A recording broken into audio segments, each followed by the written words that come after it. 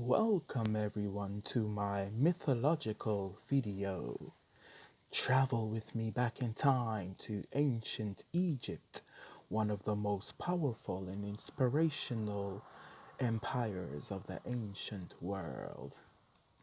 Today we're gonna do a short story about Ra, the sun god. Before I share the story of Ra with you all, I would like to speak a bit about his image. Ra is a god that has a falcon head and a human body. The reason for that is because of his combination with Horus, another sky god.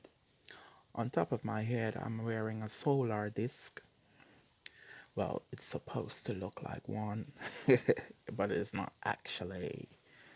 Duh.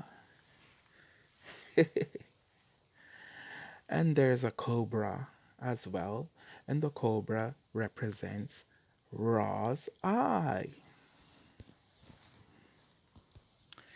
With Osiris, Amun-Ra is the most widely recorded of the Egyptian gods.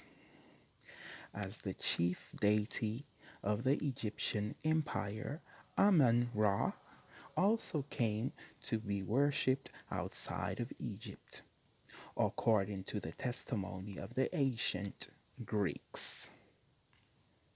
He came to be identified with the Greek god Zeus. Now you can say you know a bit about Ra. Isn't that cool? Ancient Egypt had so many gods, but Ra was considered to be the most powerful of all gods. He was considered the one god. Now we can start with the story. I'm reading this ancient legend of Isis and Osiris actually, but Ra is in this story too. It's the ancient Egyptian creation story. Well, one of them. There are many different versions. In the beginning, there was none. None meaning nothing. The earth was covered with water. Then suddenly an egg floated on the water. Just one egg. When that egg hatched, Ra was born. Ra did not want to spend his time floating around doing nothing, so he flew into the sky and became the sun. Ra dried up much of the water and made the land. Ra was lonely, so he made a wife. He named her Nut. Ra made many gods and goddesses to keep him company. He put them all to work. His children were very busy running the world. Still, they took time out to have children because children were glorious things to have. Soon there were many gods and goddesses. Ra was the father or the godfather or grandfather or great grandfather of them all. All children are glorious, but to Ra, one child was especially important. That child was his grandson, Osiris. To show Osiris how much he was loved, Ra made Osiris the first pharaoh of Egypt.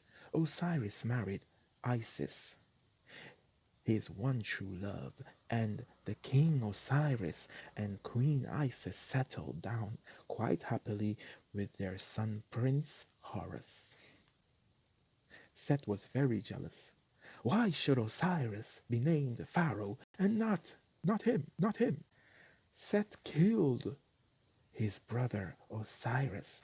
He threw the pieces into the Nile River. Set was sure he would get away with murder.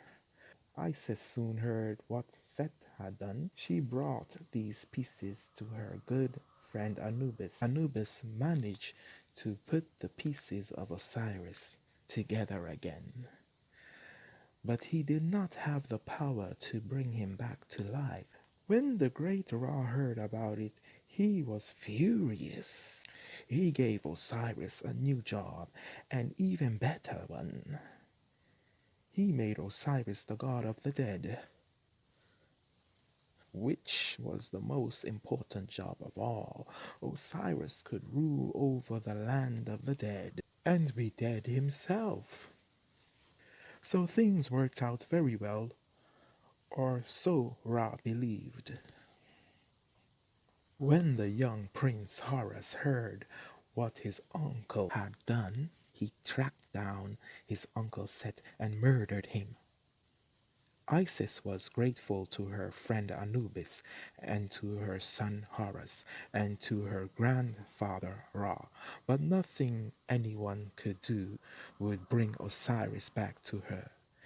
He would dwell forever in the land of the dead, and she would live forever in the land of the living. Isis knew that she would never see her beloved husband again.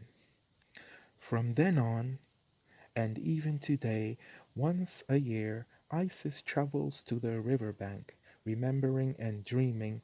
Tears fall from her eyes. That is why the Nile River rises each year, to bring life to everyone and everything along the Nile. When Isis cries, the Nile will rise, and that is a very important thing. The end. See you all on the next video of Egyptian mythology.